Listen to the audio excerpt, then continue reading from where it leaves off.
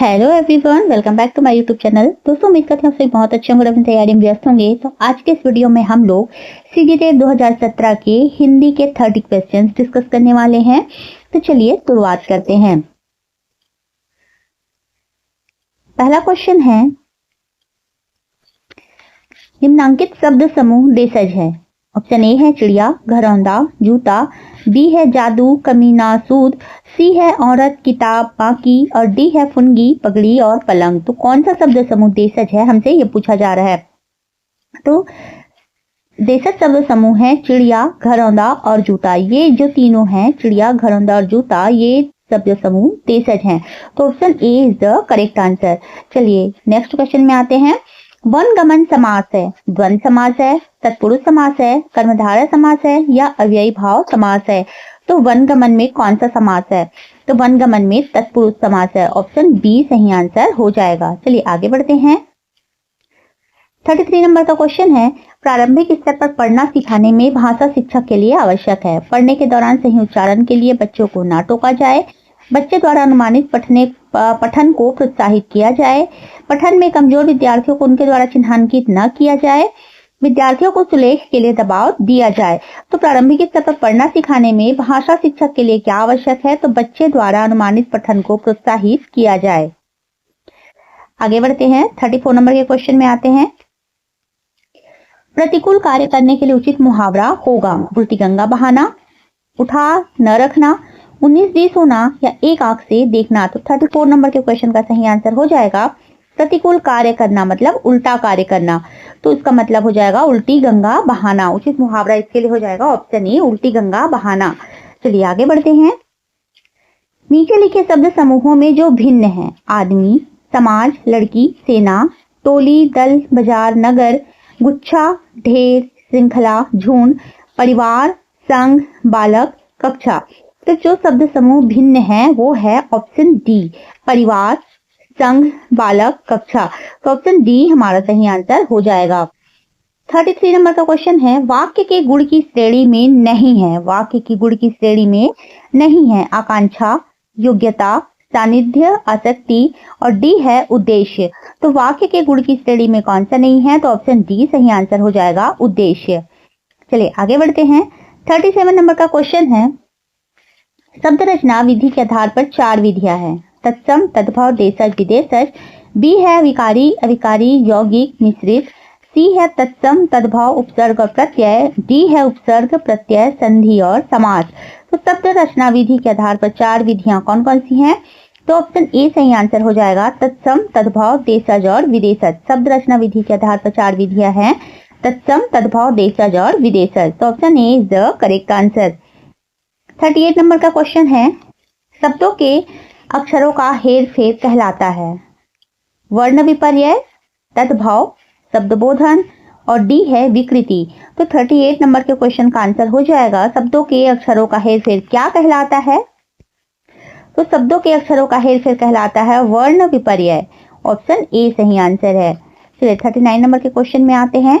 नीरव शब्द का संधि विग्रह है निधन राव, निधन राव, निधन राव या निधन राव। तो नीरव शब्द का संधि विच्छेद हो जाएगा ऑप्शन ए, निधन राव। ऑप्शन ए सही आंसर हो जाएगा। द्विगु समास का उदाहरण नहीं है, यहाँ पूछा गया है नहीं है। तो द्विगु समास का उदाहरण कौन सा नहीं, आइए देखते हैं। अठन्नी, द्विरथ, सतसई और ऑप्शन डी है सफ्ताह। तो 40 नंबर के क्वेश्चन का सही आंसर हो जाएगा, द्विगु समास का उदाहरण नहीं है तो सफ्ताह नहीं है। ऑप्शन डी सही आंसर है। 41 नंबर के क्वेश्चन में आते हैं। पढ़ते हुए अर्थ समझने का प्रक्रिया क्रम है। शब्दों से प्राप्त संकेत, पाठक का पूर्व अनुभव, पाठक का भाषा ज्ञान व सामूहिक समझ और डी है पाठ्य का संदर्भ या फिर अन्य मदद। तो पढ़ते हुए अर्थ समझने की प्रक्रिया का क्रम कौन सा हो जाएगा? तो 41 नंबर का क्वेश्चन का आंसर हो जाएगा, से पहले है शब्दों से प्राप्त संकेत, फिर पाठक का पूर्व अनुभव, पाठक का भाषा ज्ञान व सामूहिक समझ और डी है पाठ्य का संदर्भ या फिर अन्य मदद। तो ऑप्शन सी सही आंसर हो जाएगा, ए बी सी डी। तो 41 नंबर के क्वेश्चन का आंसर हो जाएगा ऑप्शन सी, चलिए 42 नंबर का क्वेश्चन देखते हैं। परसर्ग किसे कहते हैं? परसर्ग किसे कहते हैं? उपसर्ग को कहते हैं, कारक चिन्हों को कहते हैं, प्रत्यय को कहते हैं या वाक्य के अंगों को कहते हैं? तो परसर्ग किसे कहा जाता है? तो परसर्ग कारक चिन्हों को कहा जाता है। ऑप्शन बी सही आंसर हो जाएगा। 43 नंबर का क्वेश्चन है, हिंदी व्यंजन ध्वनियों में 4 अंतस्थ व्यंजन हैं। 4 अंतस्थ व्यंजन कौन कौन से हैं? श श श ह है, अंगा इया अड़ा यम है, य र ल व है, या अक्षर त्र ज्ञ त्र है। तो 4 अंतस्थ व्यंजन कौन कौन से हैं? तो ऑप्शन ए सी सही आंसर है। य र ल और व, ये जो 4 हैं ये अंतस्थ व्यंजन के अंतर्गत आते हैं। तो ऑप्शन जो सी है सही आंसर हो जाएगा। अथ का विलोम शब्द है। अथ का विलोम शब्द क्या है? पूर्व है, बी अंत है, सी इति है या डी अनंत है। तो अथ का विलोम शब्द क्या हो जाएगा? तो अथ का विलोम शब्द हो जाएगा इति। ऑप्शन सी सही आंसर हो जाएगा। बच्चों को भाषा सिखाने में निम्नांकित समूह में से किस समूह का सर्वाधिक महत्व है? सही उच्चारण, भाषा व्याकरण की गलतियां व उपयोगी भाषा को। बी कहता है स्वतंत्र अभिव्यक्ति, भाषा सिखाने को प्रोत्साहित करना व शुद्ध भाषा को। सी कहता है स्वतंत्र अभिव्यक्ति, भाषा सिखाने को प्रोत्साहित करना व उपयोगी भाषा को। और डी है सही उच्चारण, शुद्ध भाषा व भाषा व्याकरण की गलतियों को। क्वेश्चन में पूछा गया है बच्चों को भाषा सिखाने में निम्नांकित समूह में से किस समूह का सर्वाधिक महत्व है? तो क्वेश्चन नंबर 45 का सही आंसर हो जाएगा डी सही उच्चारण, शुद्ध भाषा व भाषा व्याकरण की गलतियों को बच्चों को भाषा सिखाने में सर्वाधिक महत्वपूर्ण होते हैं। 46 नंबर का क्वेश्चन है, अनेक शब्द का बहुवचन अनेक ही होता है क्योंकि यह विकारी शब्द है, उपसर्ग युक्त शब्द है, आकारांत है या अविकारी शब्द है। तो अनेक शब्द का बहुवचन अनेक ही होता है क्योंकि यह, वैसे तो ऑप्शन ए सही आंसर हो जाएगा, विकारी शब्द है किंतु व्यापम ने इसे विलोपित किया हुआ है तो इसमें स्टार लगा हुआ है, इसमें थोड़ा डाउट है, इसको ध्यान दीजिएगा। 47 नंबर का क्वेश्चन देखते हैं। राम ने कहा गाड़ी पलट गई। 47 नंबर का क्वेश्चन है, राम ने कहा गाड़ी पलट गई। ए सरल वाक्य है, बी द्वितीय वाक्य है, सी संयुक्त वाक्य है या डी मिश्र वाक्य है। तो राम ने कहा गाड़ी पलट गई, यह मिश्र वाक्य है। Option D is the correct answer.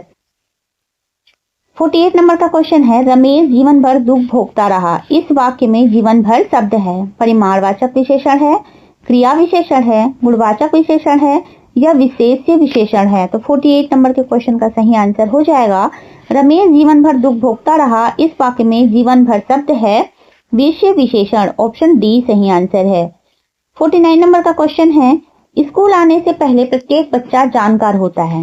बोलने और लिखने का, सुनने और बोलने का, पढ़ने और लिखने का, डी बोलने और पढ़ने का। तो स्कूल आने से पहले प्रत्येक बच्चा किस चीज का जानकार होता है?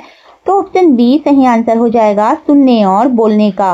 प्रत्येक बच्चे को स्कूल जाने से पहले सुनना और बोलना आता है। तो ऑप्शन जो बी है सही आंसर हो जाएगा। क्वेश्चन नंबर 50 है, दिए गए शब्दों में समानार्थक नहीं है।